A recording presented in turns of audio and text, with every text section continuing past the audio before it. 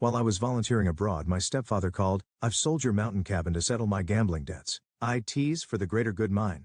He sneered. I calmly replied, "Hope IT works out." He didn't understand my behavior the moment of the call. When I returned, I revealed the cabin was. The phone buzzed insistently in my pocket, jolting me out of my focus. I wiped the sweat off my brow and stepped outside the makeshift clinic, where the midday sun cast long shadows over the rural village. The name on the screen made my stomach sink. Richard. I almost didn't answer. After years of dealing with my stepfather's antics, I knew calls from him rarely brought good news. But curiosity and maybe a faint hope got the better of me. "Hello," I said, keeping my voice neutral. "Catherine." His tone was cheerful, far too cheerful. "Just thought you'd want to know. I've sold the mountain cabin." I froze, gripping the phone tighter. "You did what?" "Sold it," he repeated, as though it were the most natural thing in the world. "Don't look so shocked. It's for the greater good. Mine, obviously." He let out a smug laugh that made my blood boil. "My name is Catherine, and for as long as I can remember, Richard has been the thorn in my side. My mom married him when I was 15, and he quickly wormed his way into the family with charm and good humor. But beneath that exterior was a man who never hesitated to put his needs first. The cabin wasn't just a vacation home. It was my sanctuary, a place I'd poured years of love and care into, nestled in the mountains. It was where I went to recharge after grueling work trips, where I hosted friends for long weekends, and where I felt most at peace. Hearing Richard talk about it like it was a pawn in his endless schemes was infuriating. "You had no right," I said, my voice shaking. "That cabin wasn't yours to sell." "Relax," he drawled. "I've been managing things around here while you're off saving the world. And besides, what's the point of holding on to something you're never around to enjoy?" It was an easy way to clear my debts. "You'll thank me later." "I'll thank you when hell freezes over," I snapped, hanging up before he could say another word. I paced back and forth, trying to calm the storm of emotion swirling inside me. Richard's audacity knew no bounds, but this time, he'd crossed a line. What he didn't know, and what I intended to keep to myself for now, was that the cabin wasn't entirely mine to sell. My best friend Laura was co-owner, and the legal agreement we'd set up years ago explicitly required both our signatures for any sale to go through. This wasn't over. I sat down on the edge of my cot, staring at the phone in my hand like it might burst into flames. My mind raced, replaying Richard's smug tone over and over. How could he think this was okay? Selling something so deeply personal to me, as if it were a trinket he could trade for his own benefit? The cabin wasn't just mine. It was a lifeline. It was where I spent summers as a kid, chasing fireflies and hiking with my mom before she remarried. After she passed, it became my anchor.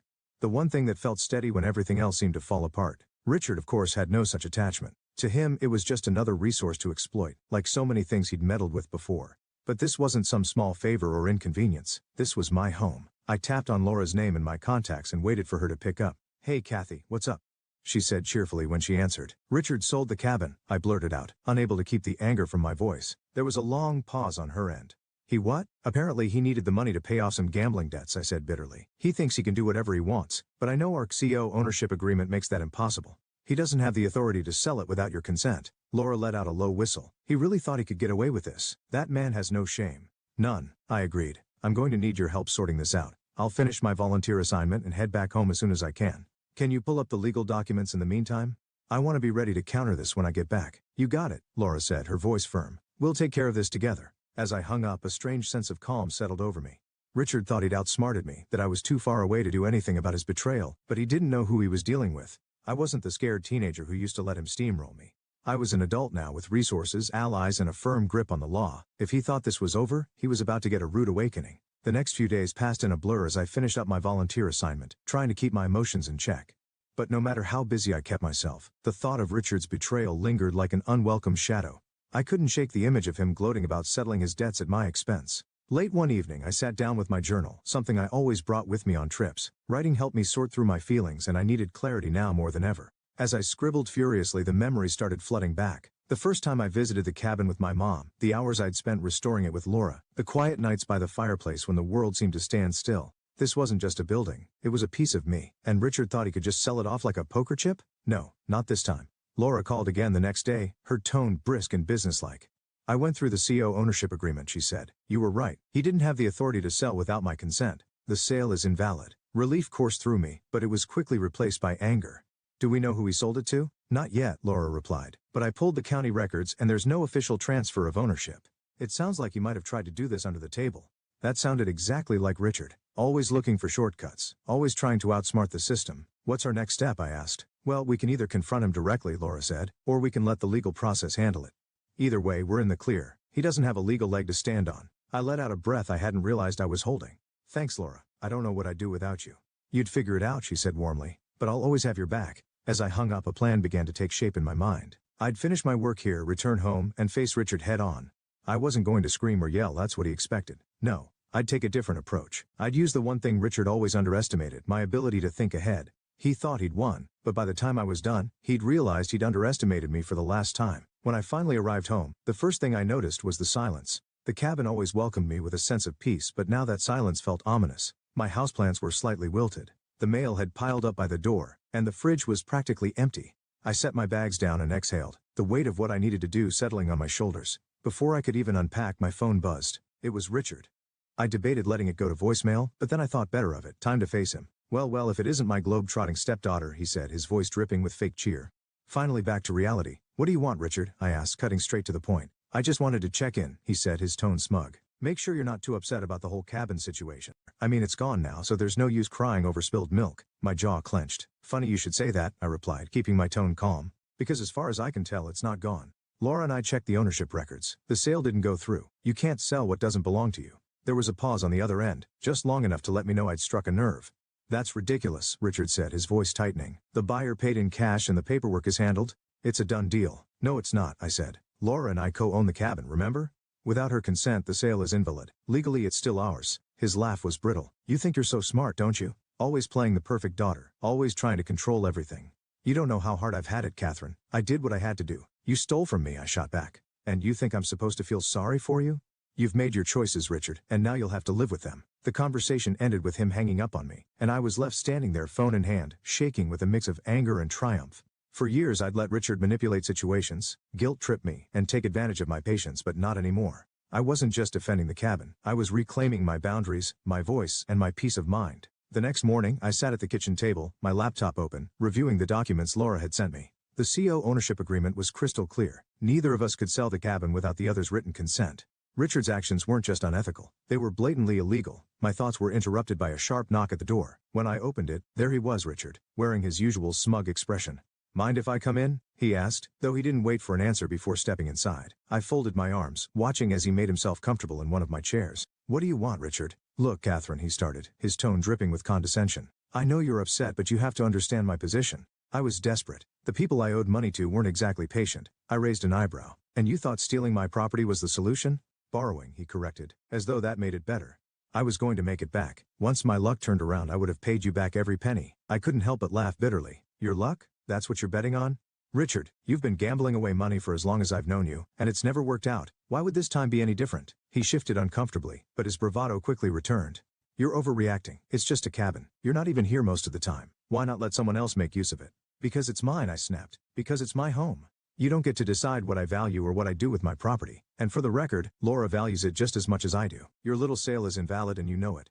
His face darkened, and for a moment I saw a flicker of something like fear. You wouldn't really go to the authorities, would you? You wouldn't ruin your own stepfather like that. I leaned forward, meeting his gaze. Try me. For the first time, Richard didn't have a snappy retort. He stood up, muttering something under his breath, and stormed out, slamming the door behind him. I sank back into my chair, my heart pounding. The confrontation had left me shaken, but I also felt a spark of satisfaction. Richard was starting to realize that his usual tactics wouldn't work on me anymore. This wasn't just about the cabin. It was about standing up to someone who had taken advantage of me for far too long. After Richard's dramatic exit, I called Laura to update her. He showed up at my house, I said, pacing the living room. Tried to spin some sob story about how he'd borrowed the cabin to settle his debts. Laura snorted on the other end of the line. Borrowed? Does he even hear himself? What did you say? I told him the sale was invalid. And if he pushed me, I'd go to the authorities, I replied. That seemed to shake him a little. But knowing Richard, he's probably already scheming his next move. Well, let him scheme, Laura said firmly. We've got the law on our side. I've contacted a lawyer to help us draft a formal cease and desist letter. If he tries to involve the buyer again, we'll have a legal paper trail ready to shut it down. I nodded, her words grounding me. Thanks, Laura. I don't know what I'd do without you. You'd figure it out, she said. But we're in this together. Over the next few days I focused on gathering all the evidence I could. I documented the CO ownership agreement, collected screenshots of text messages Richard had sent about the sale, and even tracked down the real estate agent who had been involved. When I contacted the agent, her voice was tense. Look, I didn't know the full situation, she said quickly. Richard told me he had permission to sell. If I'd known the cabin had a CO owner, I never would have touched the deal. Well, now you do, I said, keeping my tone even. I'm not trying to drag you into this, but I need your cooperation. Can you confirm that Richard signed the paperwork alone? Yes, she admitted. The buyer hasn't paid in full yet because I flagged the transaction as unusual. I can provide you with the documents if you need them. That would be helpful, I said, jotting down her information. As I hung up, I felt a renewed sense of determination. Richard had banked on me being too passive or too distant to fight back, but he was about to learn just how wrong he'd been. That evening, Laura called with more good news. "The letter's ready," she said. "We'll send it first thing tomorrow, and if he tries to pull anything else, we'll escalate."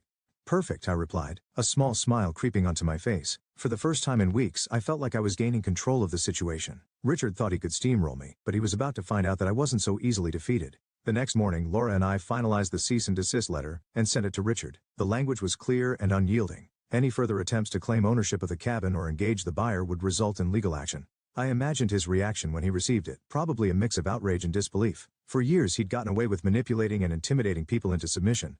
But this time, he was up against a wall he couldn't charm his way through. Later that day, the real estate agent emailed me the documentation she'd promised. Seeing Richard's signature on the fraudulent sale agreement made my stomach churn, but it also solidified my resolve. He hadn't just crossed a line, he'd bulldozed over it. That evening, I got a call from Detective Miller, a local officer Laura had contacted to help with the case. "Miss Daniels," he began, his tone professional, "I've reviewed the documents you and Miss Langley provided. It's clear that the sale was unauthorized. Based on the evidence, we can move forward with a formal investigation if you'd like." "Yes," I said without hesitation. "I want to pursue this," Detective Miller continued. "We'll start by contacting the buyer and explaining the situation. If Richard continues to interfere, we'll escalate to criminal charges for fraudulent misrepresentation." "Thank you, Detective," I said. "Please let me know if you need anything else from me." As I hung up, I felt a mix of relief and anticipation. The wheels were in motion now, and there was no turning back. The next day, Richard called. His voice was laced with anger, but there was an edge of desperation beneath it. "Do you have any idea what you've done, Catherine?" he demanded. "You're ruining everything." "No, Richard," I replied calmly. "I'm protecting what's mine. You did this to yourself. You've always been so ungrateful," he sneered. "I stepped in when your mom couldn't handle things. And this is how you repay me?" I couldn't help but laugh bitterly. "You didn't step in, Richard. You took over. You manipulated, lied, and used people to get what you wanted. And now you're paying the price." He started to argue, but I cut him off. "This conversation is over. If you have anything else to say, take it up with my lawyer." I hung up and leaned back in my chair, my heart racing. Richard's days of pushing me around were over, and I was finally in control. 2 days later, Detective Miller called me with an update. "Miss Daniels, we've spoken with the buyer, and they've agreed to halt the transaction. They were unaware of the CO ownership agreement and are willing to cooperate with any further investigation." Relief flooded through me. "That's great news. Does this mean the sale is officially void?" "Yes," he confirmed. "The cabin remains under your and Miss Langley's ownership. However, we'll need to keep the case open to address your stepfather's fraudulent actions. Do you wish to press charges?" I hesitated for only a moment. "Yes," I said firmly. "I want him held accountable." "Understood," Detective Miller said. "We'll proceed accordingly. Thank you for your cooperation." After the call, I let out a deep breath. For the first time in weeks, I felt a sense of calm returning. The cabin was safe and Richard's schemes were unraveling. Later that afternoon, I called Laura to share the news. "The sale is officially void," I told her. "The buyer's backing out, and the cabin is ours again." "That's a huge win," Laura said, her excitement evident. "But what about Richard?" "The police are moving forward with their investigation," I explained. "He's not getting away with this." "Good," she said. "It's about time someone stood up to him." Her words stuck with me long after we hung up. For years I'd let Richard get away with so much. His manipulations, his entitlement, his complete disregard for boundaries. But this time, I'd fought back, and it felt like a turning point not just for this situation, but for how I approached everything in my life. That evening, I went to the cabin for the first time since coming home. Stepping inside, I felt an overwhelming wave of emotion. The smell of the wood panels, the familiar creak of the floorboards, it all reminded me of why this place meant so much to me. I sat by the fireplace, letting the quiet of the mountains wash over me. This was my haven, the place where I'd built memories, celebrated milestones, and found peace in the chaos of life. And it was still mine, no thanks to Richard. For the first time, I let myself smile. I wasn't just reclaiming a property, I was reclaiming a part of myself. A week later, Detective Miller called with the final update. "Miss Daniels, I wanted to let you know that your stepfather has been formally charged with fraudulent misrepresentation and attempted theft of property. He'll be required to appear in court. And based on the evidence we've gathered, the case against him is strong." Hearing those words brought a mix of emotions, relief, vindication, and even a touch of sadness. "Thank you for everything, Detective," I said sincerely. "You handled this situation with a lot of strength," he replied. "It's not easy to stand up to family, but you did the right thing." After the call, I sat quietly for a while, processing the weight of everything that had happened. Richard had been such a constant force in my life for years, albeit a toxic one. And now I was finally free from his manipulations. The next day, Laura and I met at the cabin. She'd brought a bottle of wine to celebrate, and we sat on the porch overlooking the mountains, the crisp air carrying the scent of pine and earth. "To us," she said, raising her glass, "and to not letting anyone push us around." I clinked my glass against hers, laughing softly. "To us." As we talked, I realized how much I'd learned from this ordeal. I'd spent so much of my life avoiding conflict, trying to keep the peace, especially with Richard. But this time, I'd stood my ground, and it felt like a turning point. Not just for my relationship with him, but for how I saw myself. "You know," Laura said, interrupting my thoughts, "this cabin has always been more than just a property. It's a symbol of everything we've built, everything we've worked for. Don't ever let anyone take that from you again." Her words hit home. The cabin wasn't just a house in the mountains. It was a reflection of my independence, my resilience, and my determination to protect what mattered most to me. Later that night as I sat by the fireplace, I felt a peace I hadn't known in years. Richard's betrayal had tested me in ways I never expected, but it had also shown me how strong I could be. The cabin was safe. My boundaries were firmly in place. And for the first time in a long time, I felt truly in control of my life. In the weeks that followed, life slowly settled into a new rhythm. The cabin, once a battleground for Richard's greed, became my refuge again. Each creak of the floorboards, every rustle of the trees outside reminded me of what I'd fought to protect. I didn't hear much from Richard after the charges were filed. My mom called once, her voice hesitant. "You know how he gets Catherine," she said, her usual defense of him ringing hollow this time. "I do," I replied evenly. "And that's why I did what I had to do." She didn't argue. For the first time there was no attempt to guilt me, no desperate plea for reconciliation, just a quiet sigh before she said, "I hope you find peace." "I already have," I said, and I meant it. Laura and I spent the next few weekends working on small renovations to the cabin.